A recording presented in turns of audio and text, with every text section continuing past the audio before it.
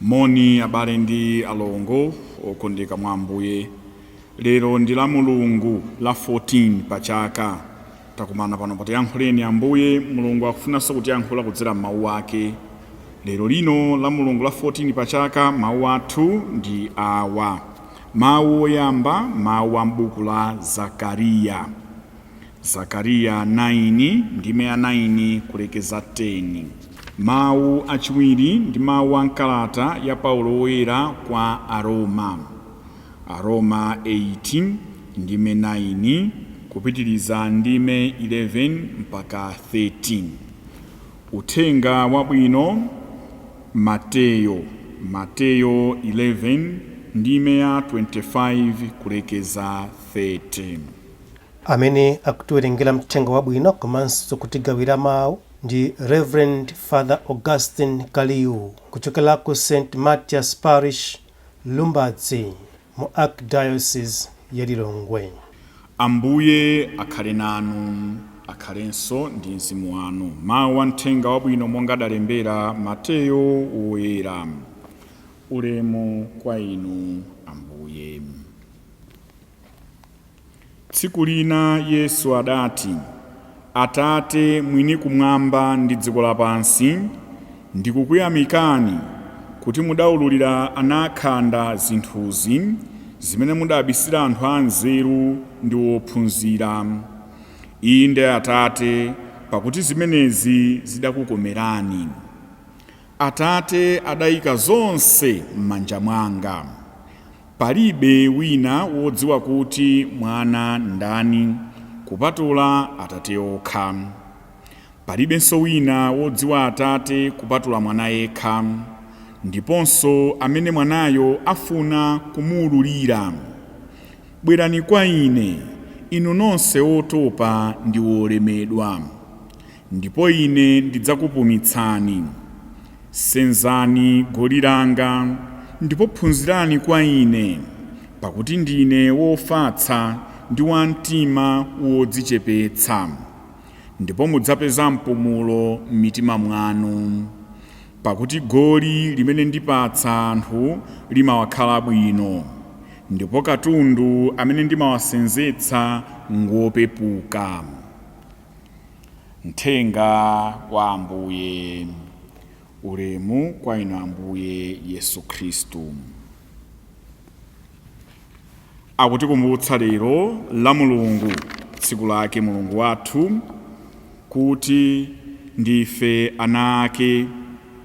Mwa umunthu wathu sitilephera pena kufoka, kutha mphamvu zathu kuzilala, kufikapo mayamba kugonja kuti kodi chikuchitika ndi chani. Akulimbitsa mtima poyamba mawu a m'buku la Zakariya. Kondwani kwambiri inu anthu a ku Ziyoni, fuulani kwambiri inu anthu a ku Yerusalemu. Onani mfumu yanu ikudza kwa inu, ikubwera liyopambana ndi yogonjetsa adani, komabe njodzichepetsa. Ikuyenda atakwera pa bulu wake kamwana tsono. Chabwino, chikondwerero chimene chikubwera apa, chimene akulonjeza mawu a Mulungu, chikubwera kwa anthu amene iwowo powalimbitsa kuti kondwerani, rejoice, be happy, takondwa nkoni nthuni, chifukwa cha background yawonso, maukapolo osiyanasiyana.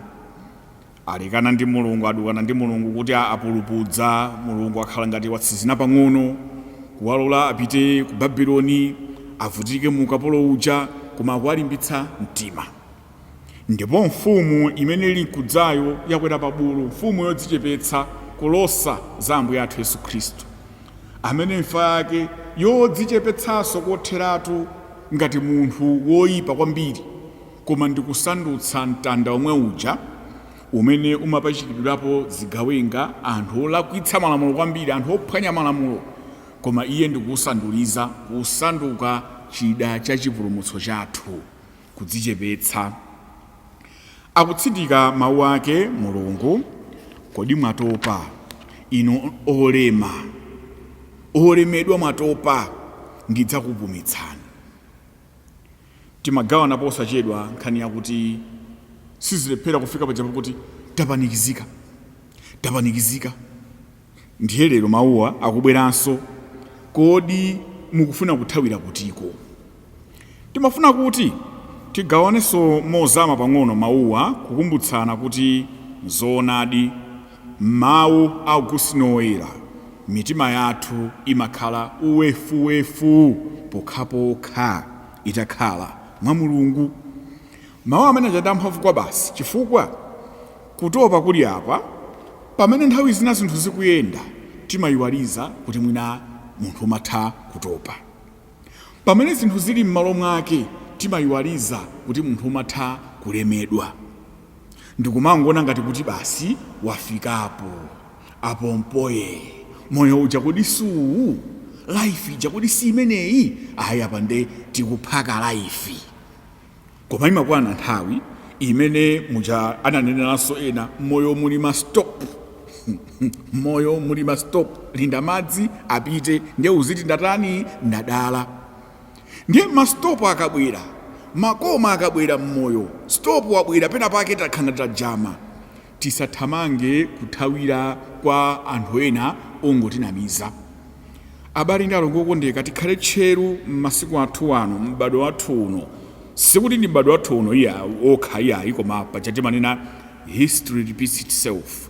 Paulo amatha kuchenjeza nthawi zina, chenjerani nawoni aneneri kaonyenga, chenjerani nawoni anthu ena ake. Kumene akunena Ambuye kuti bwerani kwa ine, akunena kwa iyeyo. Ine mtumiki wanu, atumiki athu tonse, zida zimene Mulungu akugwiritsa ntchito kuti tigwire tiuze anthu mawu ake. Ngati munthu amene watumidwa, ndisadzikeso pa mtengo wina wake udyo modutsa muyeso ngati mwina kanka Mulungu kena. Ngati kuti mwina amene ndikupulumutsani ndine 100% kuti inde ichi ndi chinthu chimene Mulungu akugwiritsa ntchito.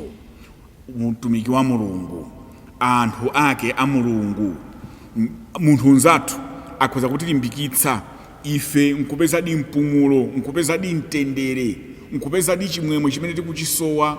Koma tisayiwale kuti amene akuchita zonsezi ndi mwini wake Mulungu, kudzera mwa ife adzakazi ake ochepachepa, kudzera mwa ife atumiki ake ochepachepa, kudzera mwa ife amene timanena kumbukira nthawi zonse kuti popeza kuti ndife antchito chabe, mukatituma Ambuye tidzatani, tidzavomera.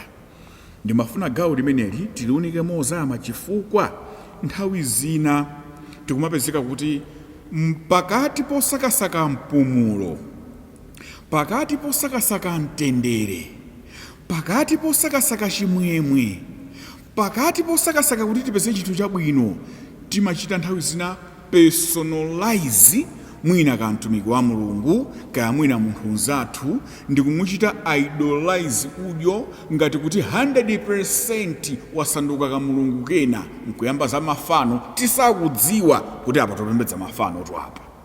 Timvetse bwino pamenepa, sitikunena kuti ife atumiki anu a Mulungu heya ka mutinyoze kayaya omwakuti ndi oyimira Mulungu chabe. Inde ulemu umene timayenera opereka kwa munthu unzathu tipereke, ulemu umene timayenera opereka kwa mtumiki wa Mulungu tipereke. Zimene timapereka kwa Mulungu kandi nsembe, chuma izi ndi izi kudzera mwa atumiki athu tipereke ndithu.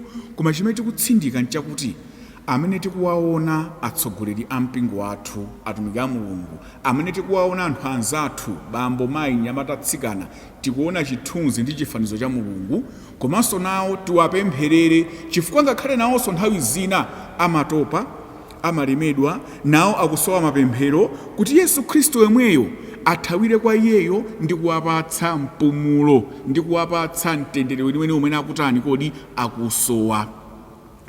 Munthu amene wayimirira munthu wina, ngakhale akugwira ntchitoyo kuti iyeyo tikumuona, koma tisayiwale kuti akuyimirira amene wamtuma. Anthu amene akugwira ntchito zotamandika zosiyanasiyana za Mulungu kumene zonse tikunenazi, akugwira ntchito kumuyimirira Mulungu mwini, amene ndi maso athu sitingamuone koma timamuona kudzera mu ntchito zabwino za anthu ena, amene akutithandiza tipeze mpumulo, amene akutithandiza tipeze mtendere. Bwerani kwa ine. Kwa pamene tikuti bwerani kwa ine, ndisadzitenge ine ngati ine ndemwe ndi munthu wanga kuti ndi amene ndasanduka mulungu wina. Ayi, ndi pamene ndimafuna kuti tigawane mozama kuti tikhale tcheru, chifukwa kulipo nthawi zina kupezeka kuti mwina tapotoka ndithu, kupezeka kuti tachita zinthu mwina mosaganiza bwinobwino, mopandanso nzeru bwinobwino, nkungofikira ponena kuti akuti nza mulungu, therefore tipange zonsezi. Zija mmaona nthawi zina mwachitsanzo, iyayi munthu upeze mpumulo, gulitsa zinthu zako zonse. Ndikuona mawu a mulungu aja literally kukagulitsa china chilichonse, pa khomo ana kusowa zovala, kusowa zakudya, pa khomo ana kusowa zakuti, mdzina la wina wake watinamiza kuti pezani mpumulo, bwerani kwa ine. Chipulumutso, kupeza mpumulo mwa mulungu, chimayenda limodzi. Chikhulupiriro ndi nzeru. Timanenetsa nthawi zonse fides et ratio, nzeru ndi chikhulupiriro, kuganiza mwakuya ndi chikhulupiriro zikuyenera kuyendera limodzi. Timanena mobwerezabwereza, faith without understanding equals to superstition. Kuti munthu ungopanga za chikhulupiriro, akuti chikhulupiriro popanda kumvetsetsa, umayamba kuona ngati mulungu ngwamatsenga, umayamba kuona ngati mulungu ndi babu kuti ungangoti khethe zakakale basi magetsi ngati choncho. Iyayi, kupeza mpumulo tikunena uku, mulungu akufuna ndithu kuti tisamuthawe tipite kwa iye. Kwa pamene tikupemphera amatipatsanso nzeru kuona kuti kodi chandipangitsa ineyo kuti ndilemedwe ndi chani. Uku ndikupemphera mulungu andipatse mpumulo, uku ndikuyesetsa kupeza ma solutions to my problems.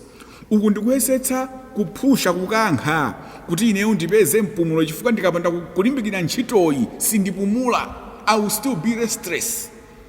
Ndizimene akunena mulungu ndithu kuti tisapusitsidwe ndi kamtima kongoti basi poti takapemphera pompopompo mpumulo. Tikunamizana, tipemphererane wina ndi nzake, pakati pofuna mpumulo, pakati pofuna mtendere weniweni wa mumtima. Timve mawu a mulungu kudzera mwa atumiki ake, inde, koma tiona atumiki ake kupitiriza kuwalemekeza, kupitiriza kuwapatsa zimene angasowe, kupereka nsembe kudzera mwa iwo, mokumbukira kuti akuyimirira mulungu amene akutipatsa mpumulo kudzera mwa iwo. Iwonso atumiki athu, pokumbukira Aheberi 5 ndime yoyamba kulekeza 6, imene manena wansembe ka asisteri kumene amasankhidwa kuchokera pakati pa anthu, ndipo wansembe amaumirizidwa kupereka nsembe za machimo ake ndi za machimo a anthu onse.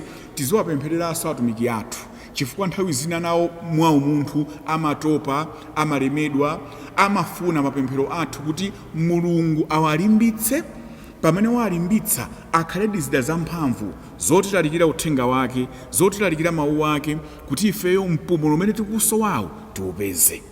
Tipempheranenso kuti pofuna mpumulo, pofuna chimwemwe, pofuna mtendere, goli la Ambuye tiseze kuseza mtanda wake, kulimbikira kugwira ntchito, kulimbikira kuganiza mwakuya, reasoning, nditani kuti ndituluke m'mavuto awa, nditani kuti business yanga iyende, nditani kuti ntchito iyende, nditani kuti ulimi utheke, nditani ndikaganiza nzeru zigwire ntchito. Uku ndikupemphera mudzaona ndithu kuti ukudya thukuta lako, ukusangalala, zonse zili malo mwake, wapeza mpumulo ndi mapemphero komanso ndi ntchito zako zabwino. Bwerani kwa ine, inu nonse otopa ndi olemedwa, ndipo ine ndidzakupumitsani. Amen.